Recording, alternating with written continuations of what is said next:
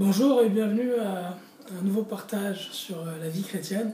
Aujourd'hui, nous allons rentrer dans un sujet qui est peu étudié en général. Je n'ai jamais entendu de prédication sur ce thème-là. Et c'est moi-même, ce n'est pas un sujet que moi-même j'ai cherché à étudier en tant que tel. C'est plus par révélation qu'il m'est venu dans un temps de prière que le Seigneur a commencé à me parler sur ce sujet en utilisant notamment les personnages de Lot et Abraham. Le sujet en question, c'est celui de la ville et de la campagne, à savoir quel rapport le chrétien doit avoir avec la vie urbaine et la vie rurale. Et qu'est-ce qui correspond le mieux à ce que la parole nous demande de suivre en tant que tel. Alors c'est évidemment des thèmes qu'on prend beaucoup pour acquis, et sur lesquels on ne médite pas en général, comme plusieurs autres thèmes que nous allons aborder dans la vie chrétienne, comme par exemple le contrôle des naissances, la planification familiale, etc. Des thèmes que nous n'étudions pas, qui ne sont pas enseignés dans les églises, qui ne sont pas le sujet de prédication, et qui pourtant sont le fondement de nos vies, ont un rôle extrêmement important sur la façon dont nous vivons. Il est important pour tout élément de notre vie de sonder les Écritures afin de savoir quelle est la volonté de Dieu juste et parfaite. Avant d'entrer dans la parole, on va rentrer dans la prière ensemble et demander au Seigneur sa guidance.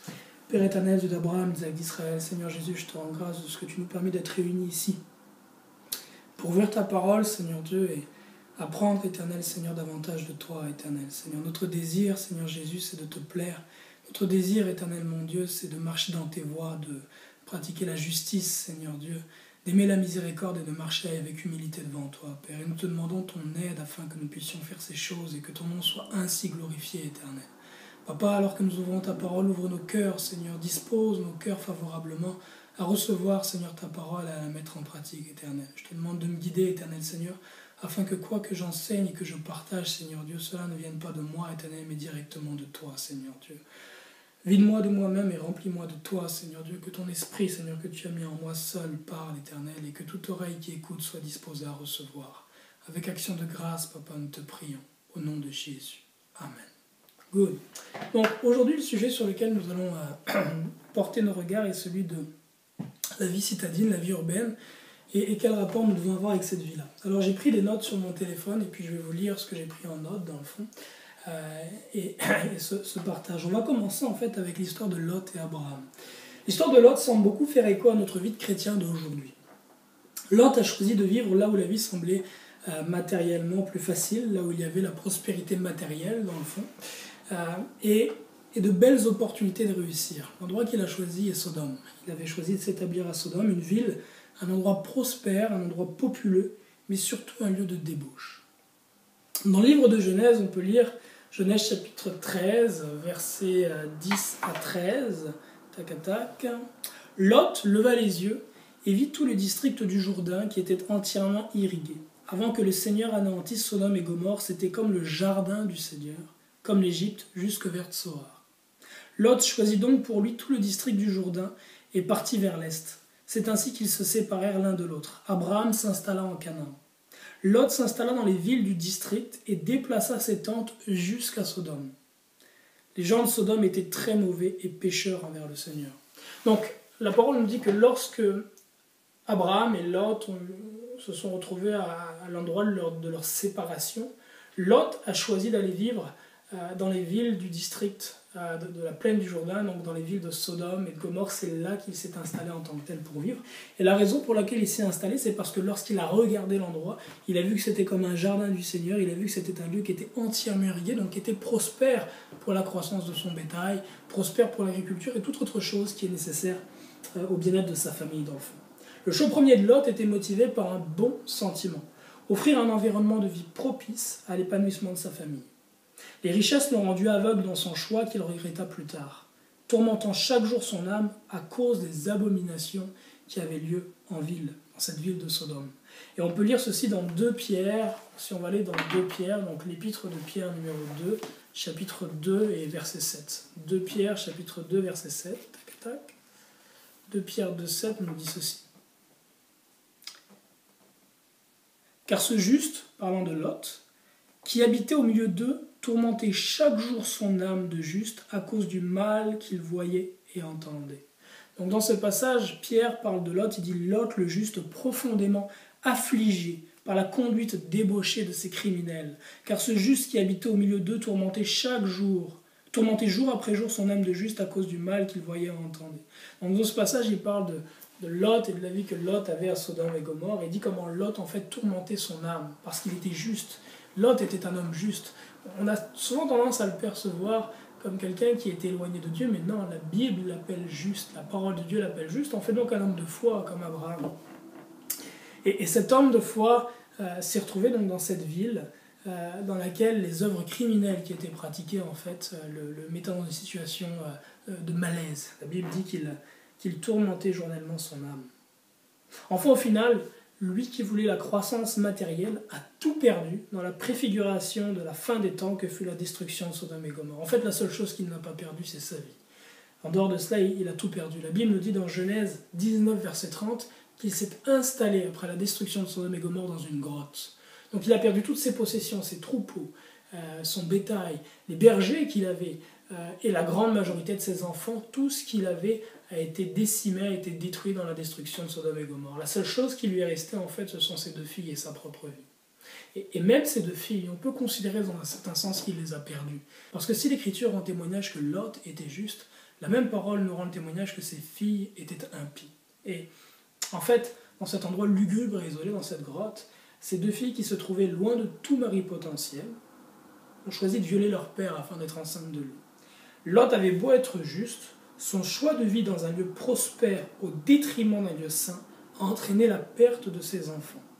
Car s'il a su résister au mode de vie des habitants de Sodome, la Bible nous montre qu'aucun de ses enfants n'a su persévérer dans la sainteté, même pas ces 2 filles vierges.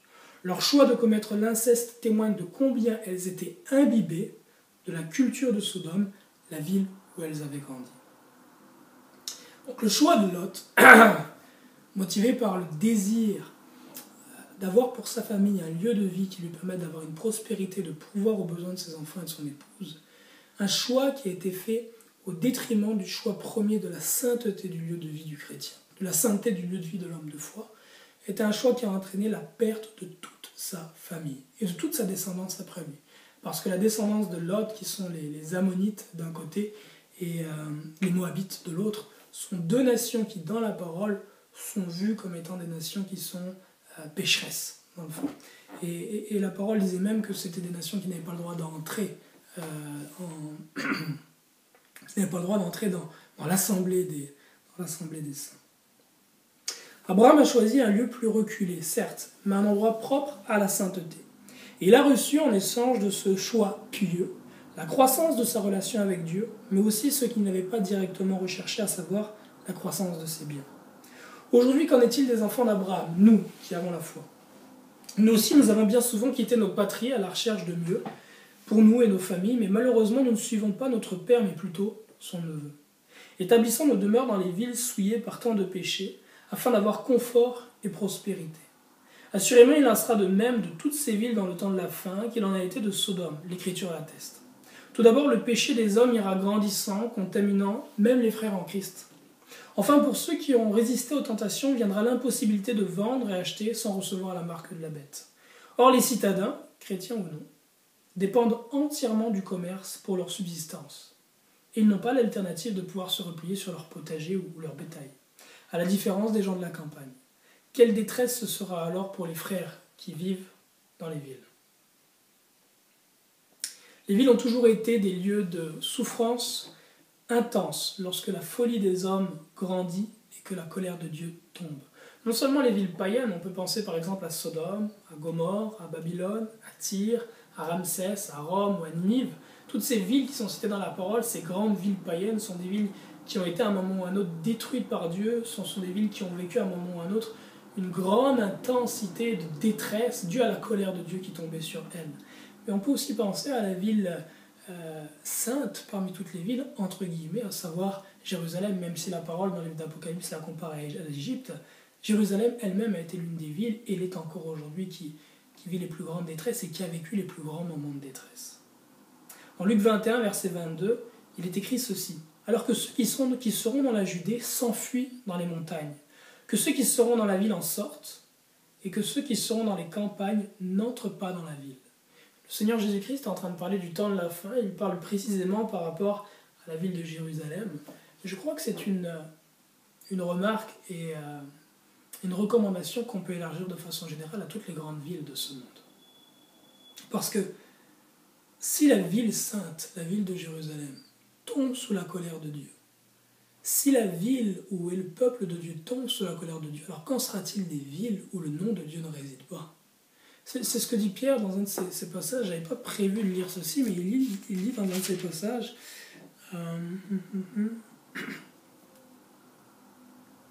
Il dit ceci.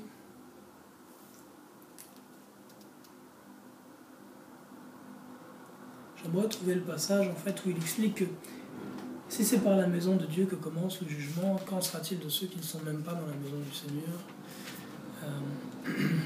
Peut-être que c'est dans sa première épître.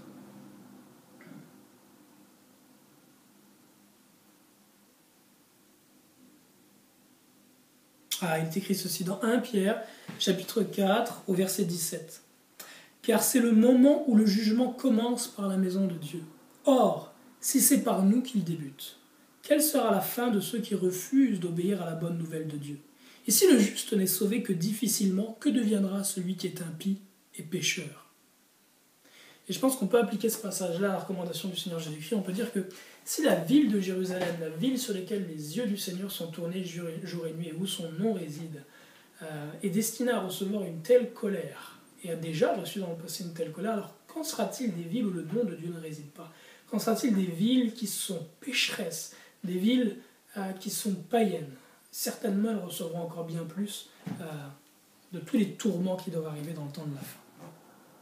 Alors ce passage de Luc 21, chapitre 22, qui touche le temps de la fin de Jérusalem, contient un conseil du Seigneur sur le lieu de ville plus sûr, les campagnes. Il est dit que ceux qui seront dans la ville en sortent et que ceux qui seront dans les campagnes n'entrent pas dans la ville. Ceux qui auront privilégié le confort des villes se retrouveront ce jour sans le moindre confort, comme Lot en son temps, parce qu'ils n'ont pas su discerner les temps et sortir du milieu de ces villes, avant qu'arrive le jugement.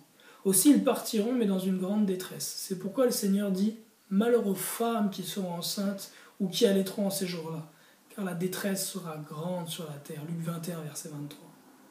Allons-nous attendre que le péché surabonde dans les villes et que des anges viennent nous en sortir à la hâte, ou prendrons-nous acte de l'erreur de Lot, afin de ne pas la répéter selon que l'Écriture dit « Ces choses leur sont arrivées pour servir d'exemple, et elles ont été écrites pour notre instruction, à nous qui sommes parvenus à la fin des siècles. » 1 Corinthiens, chapitre 10, verset 11. Ces choses leur sont arrivées pour nous servir d'exemple. Et elles ont été écrites pour notre instruction, à nous qui sommes parvenus à la fin des siècles. La première mention du mot ville, qui est ir en hébreu, signifie agitation, angoisse ou terreur, et aussi ville. Donc ce même terme que l'on traduit par ville, le terme ir en hébreu veut aussi dire agitation, angoisse, terreur. Il apparaît dans la première fois dans la Bible dans Genèse, chapitre 4, verset 17, où le premier homme à bâtir une ville est le fils de Caïn, Enoch. Par la suite, c'est Nimrod qui bâtit notamment Babel et Ninive. Et enfin, la troisième mention concerne Sodome. La règle de la première mention met en exergue le lien aigu du milieu de vie citadin avec des populations pécheresses, puisque les trois premières villes mentionnées dans la parole sont connues pour leur abomination. Quand je parle de la règle de la première mention, c'est que lorsqu'une mention, lorsqu'une notion, lorsqu'un mot arrive pour la première fois dans la parole,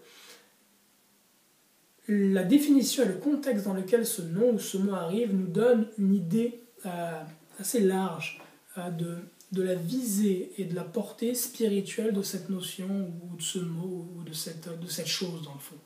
Et lorsque l'on regarde par rapport au mot ville et par rapport à la notion de ville, les premières fois que la notion de ville est amenée dans la parole, dans le livre de Genèse, Bereshit, c'est toujours dans un contexte qui est mauvais, un contexte de péché. C'est en rapport avec des populations païennes et non pas avec la descendance des justes, dans le fond.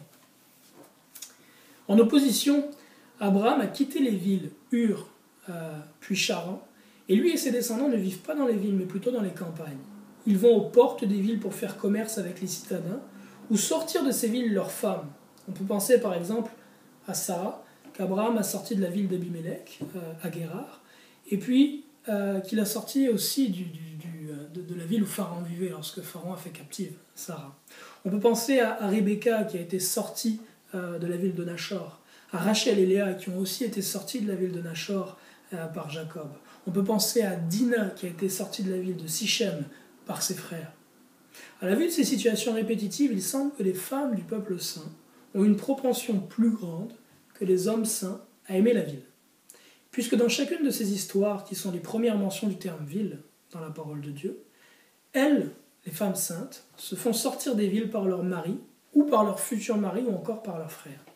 D'ailleurs, l'épouse de Lot ira jusqu'à perdre la vie lors de son départ de Sodome à cause de son attachement à cette ville.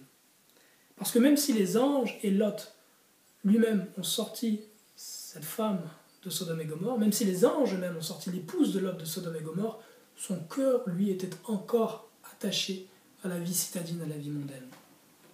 Enfin, les quelques fois où Abraham et ses descendants entrent dans les villes à la recherche du confort qu'offre l'abondance des vivres qui y sont stockés, c'est pour un bonheur de courte durée et une désillusion amère. Abraham perd sa femme lors de son séjour dans les villes d'Égypte. Isaac ne reproduira pas la même erreur de prendre le chemin des villes d'Égypte, mais Jacob, son fils, le fera, et ses descendants en paieront le prix fort, subissant la peine de décennies d'esclavage. Dans l'essence, la notion de ville est en opposition au commandement premier de Dieu, qui consiste à être fécond, multiplier et remplir la terre. Le premier commandement que le Seigneur a donné à l'homme est celui-ci. Être fécond, multiplier et remplir la terre. Ce n'est pas le premier en ordre d'importance. Le Seigneur Jésus nous dit que le commandement le plus important, c'est d'aimer son prochain comme soi-même et d'aimer Dieu de tout son cœur, toute son âme, toute sa force. Et ça commence par ceci. Écoute Israël, l'Éternel notre Dieu, l'Éternel est un. Tu aimeras l'Éternel ton Dieu de tout ton cœur, toute ton âme, toute ta force et ton prochain comme toi-même. Ça, c'est le premier commandement en ordre d'importance. Mais le premier commandement, je pense qu'on dit en termes cardinal, je ne sais plus si c'est ça le terme, en termes d'ordre, c'est celui d'être fécond, de multiplier, de remplir la terre. Et la notion de ville, donc, s'oppose dans son essence à ce commandement-là, pour une simple raison. La ville vise à condenser les hommes en un même lieu, les empêchant ainsi de remplir la terre. C'est pourquoi Nimrod et ses compagnons, dans leur rébellion contre Dieu, dirent, lors de la construction de Babel, dans Genèse chapitre 11, verset 4, ceci. Genèse chapitre 11, verset 4. Lorsque Nimrod et ses compagnons bâtissent Babel, voilà ce qu'ils disent. « Bâtissons-nous donc une ville et une tour dont le sommet atteigne le ciel. Et faisons-nous un nom, afin que nous ne nous dispersions pas sur toute la terre. » Le commandement que le Seigneur avait donné juste avant, quelque temps plus tôt à Noé, était de se disperser, de remplir la terre. Et là, Nimrod, qui est réellement comme une préfiguration de l'Antéchrist en tant que tel, bâtit cette ville de Babel, symbole du péché, et la bâtit avec le propos express de ne pas être dispersé avec les autres hommes sur la face de toute la terre comme le Seigneur le demandait. Selon le rapport de l'agenda 2030 de l'Organisation des Nations Unies, à l'objectif 11, on peut lire ceci. Les villes n'occupent que 3% de la masse continentale mondiale. Donc les villes, les cités, le monde urbain ne représente que 3% de la masse continentale mondiale. Et aujourd'hui, la moitié de l'humanité, à savoir 3,5 milliards de personnes, vit dans les villes. La moitié de l'humanité. Et toujours, selon les Nations Unies, on estime que ce sera non plus 50%, mais 60% de l'humanité qui vivra dans ce 3% de la masse continentale mondiale d'ici quelques années. Donc 60% de l'humanité aujourd'hui, 50% et bientôt 60% de l'humanité est concentrée dans simplement 3% de la masse continentale mondiale. Lorsque je disais juste avant, je vous disais que la notion de ville s'oppose totalement au commandement premier de Dieu qui est de remplir la terre, d'être fécond, multiplié, de remplir la terre. On en voit là justement avec des notions précises un bel exemple. En conséquence du fait que les villes concentrent les hommes au lieu de leur permettre de se répandre, les villes sont aussi pleines d'âmes. Des âmes à gagner. Parce que c'est notre travail en tant que chrétien de prêcher l'évangile à toute la création et d'amener ces âmes au Seigneur Jésus. Mais le ministère de notre Seigneur, des apôtres ou même de Jean le Baptiste nous le montre. Il n'est pas nécessaire de vivre en ville pour gagner les citadins. Ceux-ci en effet sortaient à leur rencontre dans les campagnes, les déserts, et quand ce n'était pas le cas, lorsque les citadins ne sortaient pas dans les déserts et les campagnes pour rencontrer ces hommes de Dieu, Les hommes de Dieu passaient de ville en ville sans pour autant chercher à s'y établir définitivement. Le problème aujourd'hui, c'est que la plupart des chrétiens occidentaux, ou même dans le sud, c'est aussi valable dans les pays du tiers-monde, la plupart des chrétiens donc vivent en ville non pas par un appel précis du Seigneur à servir en ce lieu, mais simplement par un choix de la raison humaine selon laquelle le milieu de vie citadin vaut mieux que le milieu rural, du fait de la prospérité et des commodités qu'il offre. Or, c'est sur cette même base que Lot fit son regrettable choix.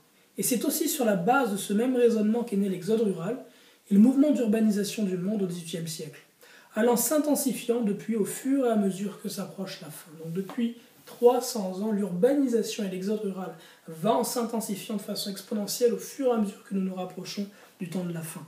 Et les païens, les gens qui ne croient pas en Dieu, qui ne croient pas en Christ, font leur choix de milieu de vie sur la même base, malheureusement, que les chrétiens. À savoir qu'ils voient là un lieu de prospérité, un lieu où il y a beaucoup de commodités et d'emplois, et à cause de ces éléments-là, choisissent de quitter les campagnes pour aller vivre dans les villes. Et c'est le même choix que Lot a fait. Il a basé son choix, lui aussi, sur les éléments matériels qu'il voyait disposés devant lui. Mais le point est celui-ci. Si tu choisis ton lieu de vie selon les mêmes critères que le monde, certainement ton choix est à revoir. Et tu es appelé à servir Christ en ville? Si oui, reste-y. Si Christ t'appelle à le servir en ville, reste et demeure en ville. Sinon, si tu n'es pas appelé à servir le Seigneur en ville, la sagesse de Dieu voudrait pour ta persévérance dans la sainteté et celle des tiens, ainsi que la croissance de votre relation avec Christ, que tu vives en campagne. Car des deux, quel est le lieu le plus saint pour élever sa famille? La naissance de Babel n'a pas que les langues, en similitude à la naissance de l'Église. À Babylone, on voit la division des langues. Dans l'Église, à la Pentecôte, nous voyons le don des langues qui descend, et puis tous ces hommes qui sont réunis, qui parlent en diverses langues.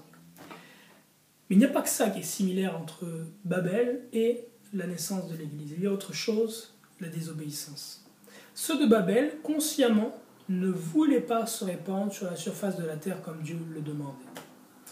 Genèse 11, verset 4, nous l'avons lu tout à l'heure, il disait « Allons, bâtissons-nous une ville, une tour dont le sommet touche au ciel, et faisons-nous un nom, afin que nous ne soyons pas dispersés sur la face de toute la terre. » De même, les premiers chrétiens, peut-être inconsciemment, ne se répandirent pas non plus, alors que le Seigneur leur avait donné l'ordre express d'aller par tout le monde, dans Marc 16. Le même commandement, en fait, qui était donné dans Genèse, dans Marc 16, c'est encore le premier commandement que Christ leur donne avant de partir. Il leur dit « Répandez-vous, allez par tout le monde. » Comme le Seigneur l'avait dit à la création, et l'avait dit après la sortie de l'arche, de remplir la terre.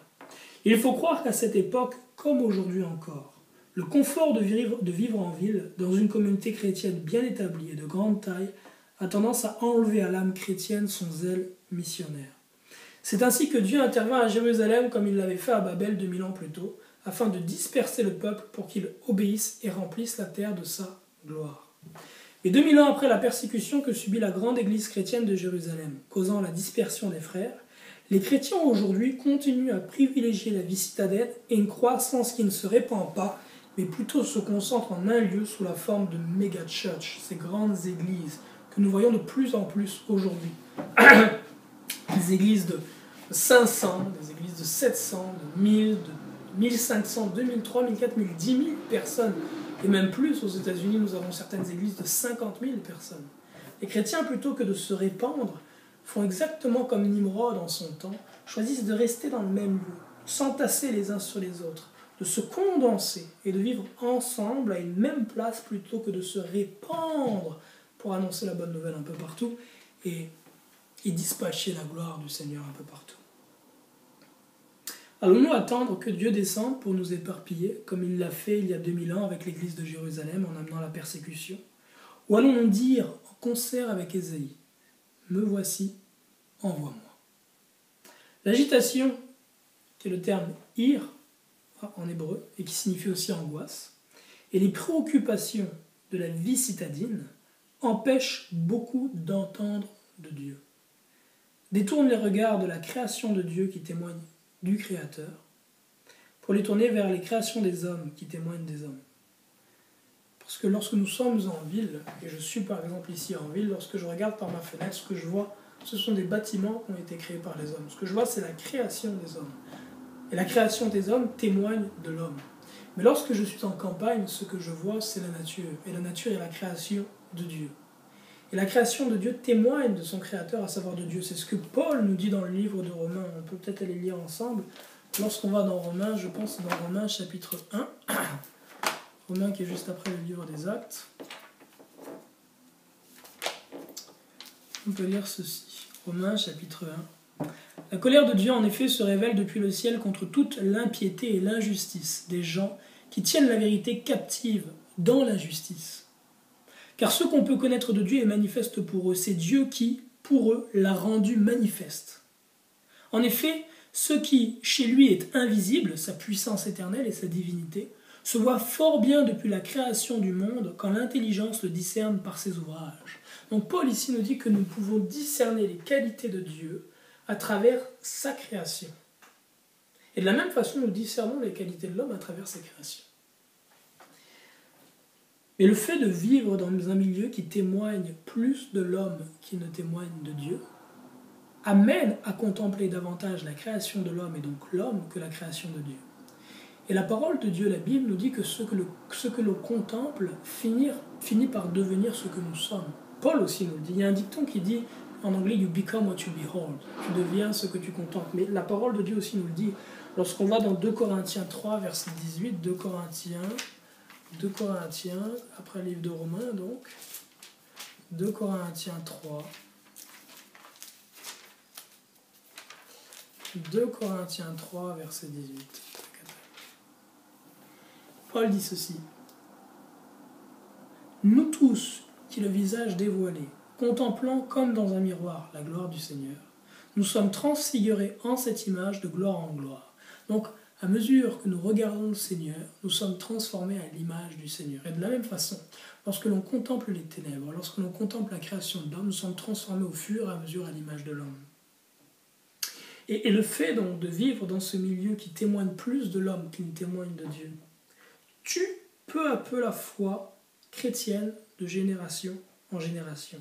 Car on devient avec le temps similaire à ce que l'on contemple. Ce n'est donc pas un hasard si Jésus se retirait dans les déserts pour prier. La seule ville qui fasse exception à cette révélation, c'est la Nouvelle Jérusalem, mes frères et sœurs.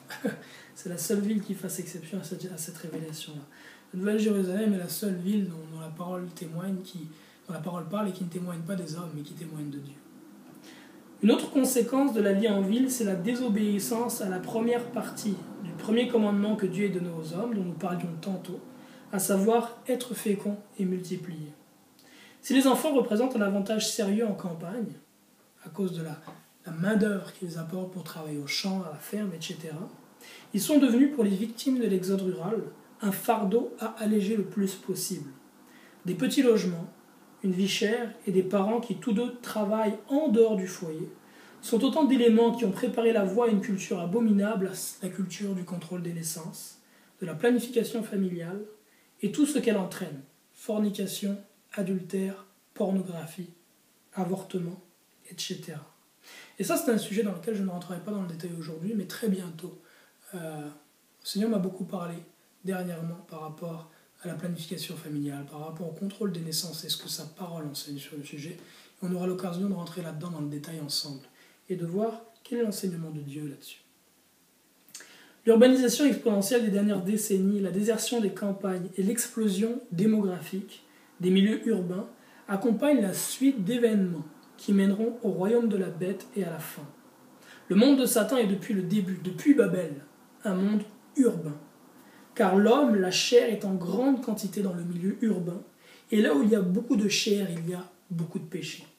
C'est pourquoi, un peu partout en Occident, les lois interdisent de plus en plus de bâtir des maisons en zone boisée ou agricole, obligeant ainsi les hommes à vivre dans les villes et les villages. Tout ceci afin d'avoir sur eux un meilleur contrôle. De plus en plus. Présentement, j'ai commencé justement ici à regarder quelles étaient les possibilités au Québec pour vivre ou bâtir en dehors des villes ou des villages. Et c'est intéressant de voir que de plus en plus, ce qui est appelé le zonage empêche la construction de résidences dans les milieux boisés et dans les milieux qui sont en campagne. De sorte à réellement condenser, comme je vous le disais en fait, la vie dans les villes et dans les villages. Et l'objectif de tout ça par rapport à l'agenda de ce nouvel ordre mondial, c'est évidemment d'avoir à la fin un meilleur contrôle sur les hommes.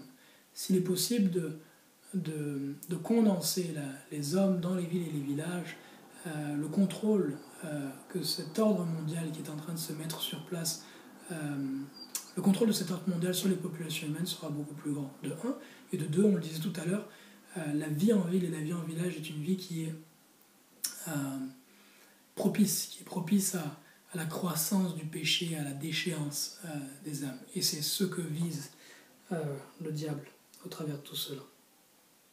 Alors, cette petite révélation que je partage avec vous n'est pas un appel à déserter les villes, mais plutôt un appel à l'équilibre et à la préparation pour l'Église.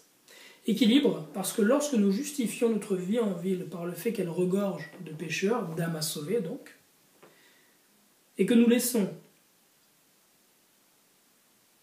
les villages et les campagnes de nos pays, qui représentent 90% ou plus du territoire, sans présence chrétienne, nous nous trompons nous-mêmes.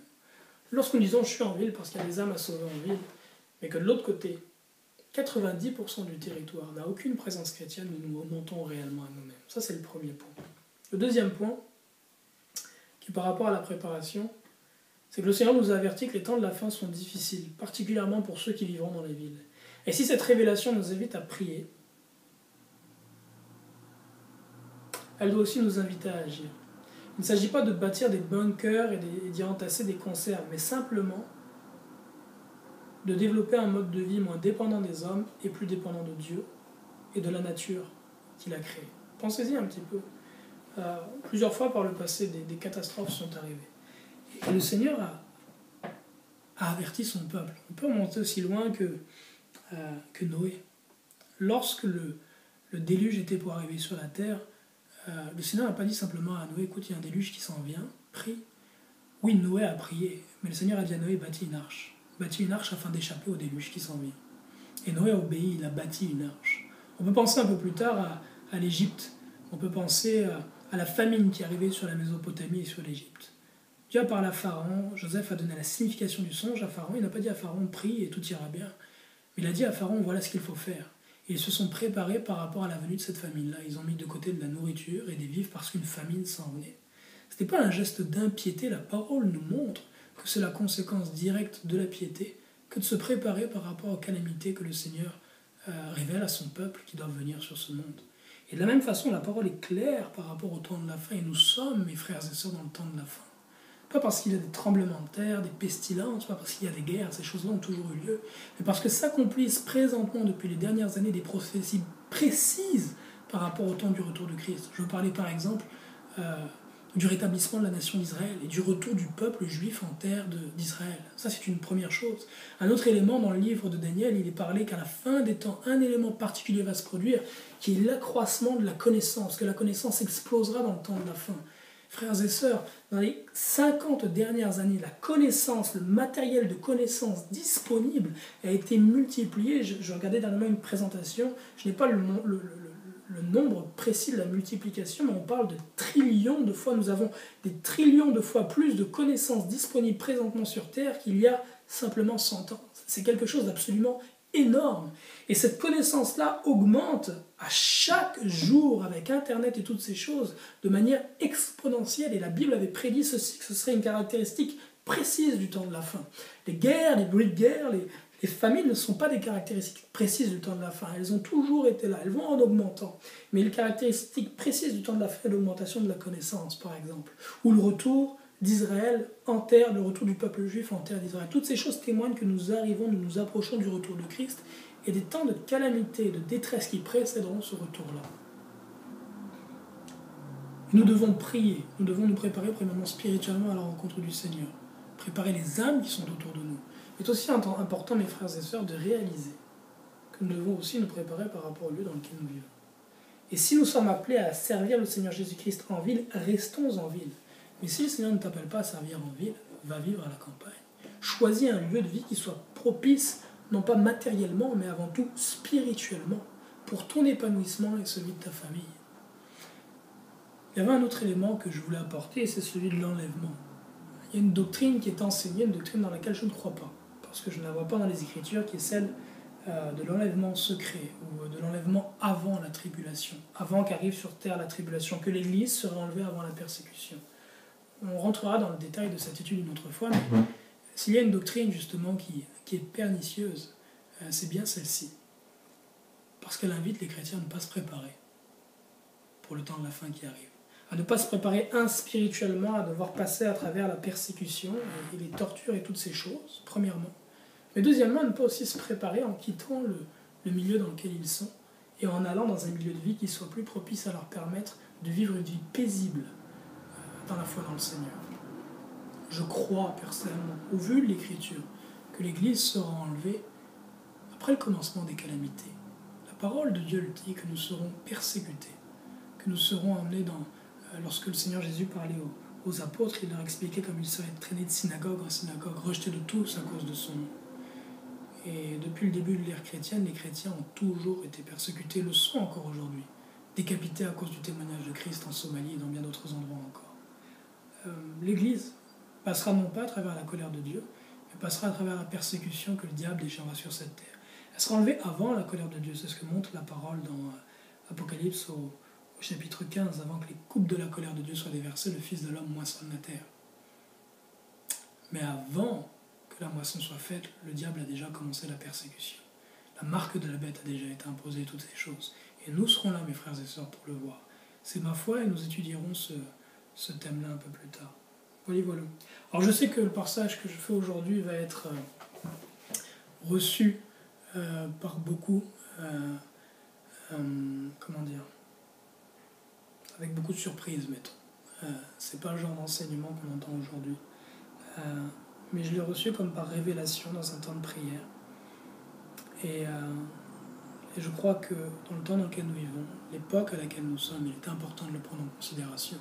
De tout temps, il a toujours été plus sage pour les hommes de Dieu de vivre dans les campagnes que dans les villes, à cause du péché qui abonde dans les villes.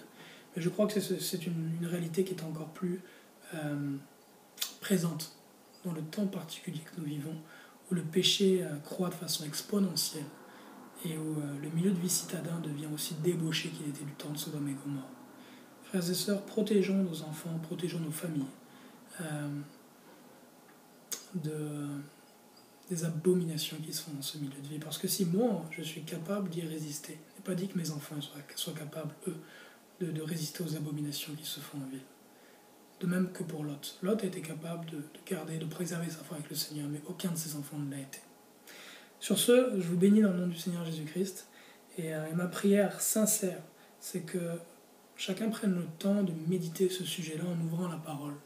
Pas simplement de le rejeter en bloc en disant non, pas simplement de l'accepter en bloc en disant frère Mehdi enseigne ceci, c'est ça la vérité, mais réellement de prendre cette parole et puis d'aller dans l'Écriture et de regarder est-ce que le Seigneur enseigne ceci, de faire comme les Béréens. Est-ce que je peux retrouver ça dans la parole? Je vous ai donné plusieurs passages. Voir quel est l'esprit du Seigneur. C'est pas qu'il soit interdit de vivre dans les villes. C'est une chose qui est permise. Et puis la parole dit même que nous serons bénis dans les villes et dans les campagnes. L'idée est de voir et de rechercher quelle est l'excellence. C'est tout simplement ça le point. Je vais vous donner un autre exemple. La polygamie n'est pas interdite par la parole de Dieu. Le Seigneur a même béni plusieurs hommes qui étaient polygames. Notre père Abraham, le premier. Mais est-ce que l'excellence devant Dieu est d'être polygame? Non. L'excellence devant Dieu est un homme avec une femme. De même, je crois à la lecture de la parole que l'excellence devant Dieu n'est pas la vie citadine, mais la vie rurale. Sur ce, que le Seigneur Jésus-Christ vous bénisse abondamment.